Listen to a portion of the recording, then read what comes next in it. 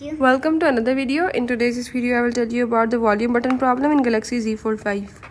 So in Galaxy Z Fold 5, if the volume button is not working, I will show you how to fix it. I will tell you all the steps in this video. You just have to follow them, and if you are new to my channel, don't forget to subscribe. Now for further detail, let's watch the video and learn it.